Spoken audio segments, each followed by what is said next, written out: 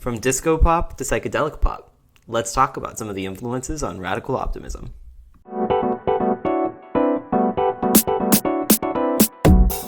So let's get into some of the musical influences on radical optimism. So radical optimism, again, is a bit of a shift from Dua Lipa's second studio album, Future Nostalgia, that was very more disco pop oriented, very dancey, and now we still get a little bit of that danciness right in this new album, but it is a little bit different, and has a little bit more of a psychedelic vibe to it, which I think is really influenced by some of the kind of musical inspirations that Dua brought into this album. So in order to give you some context behind those, Pai's going to give you a little bit of the background on what were those musical influences to get into this conversation today. So Pai, why don't you give us a little bit of context there?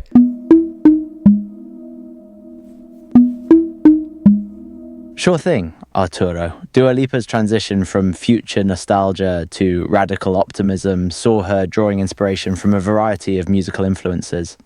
While working on the album, she listened to iconic Britpop bands like Blur and Oasis, which she grew up hearing on the radio. Additionally, Lipa was heavily influenced by psychedelia, leading her to collaborate with Kevin Parker of Tame Impala, who co-wrote, co-produced and played on many of the album's tracks. This collaboration, along with Lipa's own artistic growth and experimentation, resulted in an album that combines elements of trip-hop, Britpop and psychedelia, with live instrumentation adding depth to her signature dance pop sound. It's clear that radical optimism showcases Dua Lipa's evolution as an artist, as well as her willingness to explore new sounds and styles. Yeah, it is. And it's a very different album. I think a lot of people kind of critique Dua for maybe having songs that feel kind of in very similar vibes. But I have to say this latest album is quite different. And the more that you listen to it, the more that you see kind of the influences of trip hop and Britpop in this, from even kind of the more grungy songs like Houdini and Illusion to some of those more optimistic and bright poppy songs like These Walls, right? They have such kind of a distinct journey that they take us through that are really highlighted by those influences of trip hop and Britpop. You've hit the nail on the head, Arturo. The diverse range of influences in radical optimism is definitely apparent, and it makes for a really unique and engaging listening experience.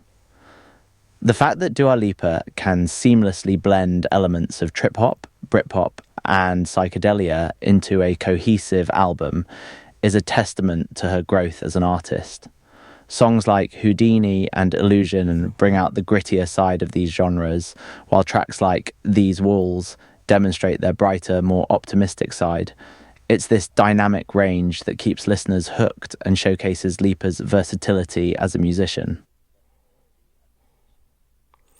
Exactly, and I'm excited that she collaborated with Tame Impala on this, because if you do listen to Tame Impala's music is very kind of psychedelic, kind of gives you a little bit of that kind of mixed pop / techno psychedelic vibe to it, which you can really see in some of the songs in Radical Optimism. So I was excited to see her kind of shift from kind of that other genre that she was focusing on in Future Nostalgia and really giving us something different with this new album, which I think is a huge credit to her collaboration. It was Tame definitely Impala. a wise move on Dua Lipa's part to collaborate with Tame Impala, Arturo.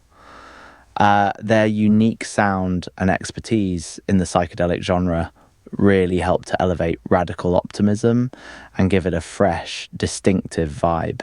It's exciting to see artists like Lipa challenging themselves and stepping out of their comfort zones to explore new territories. By drawing on a variety of influences and working with innovative collaborators like Tame Impala, Lipa has managed to create an album that feels both familiar and groundbreaking at the same time. Exactly, and it's hypnotic, it makes you want to dance, it makes you feel in your emotions, and it's just such an interesting vibe that doesn't leave you kind of sad at the end of it. It really does leave you, for lack of a better word, radically optimistic. So we're going to continue to talk about this album in the next series of episodes, but I think for now, we'll remember to remind you all to keep your minds open and your thoughts deep, and stay tuned for another set of episodes on Radical Optimism. Stay tuned.